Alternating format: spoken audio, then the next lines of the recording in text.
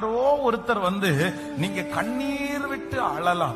மற்றவர்கள் பார்க்கும் போது நீங்க உங்க கண்ணீரை தொடச்சுக்கலாம். உங்க கணவனாருக்கு முன்னாடி கூட நீங்க கண்ணீர் வடிக்காம டெய்லி யாருக்கும் தெரியாம நீங்க அழுது கொண்டே இருக்கலாம்.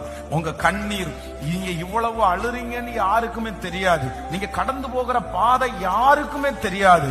நம்முடைய கண்ணீரை பார்த்துட்டு ஆண்டவர் ஒரு நாள் சும்மா இருக்கிறவரே அல்ல.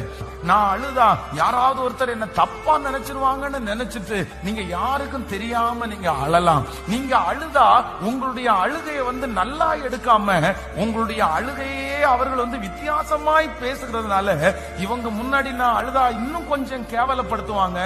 அதனால யாருக்கும் தெரியாம நீங்க அழுது கொண்டிருக்கலாம்.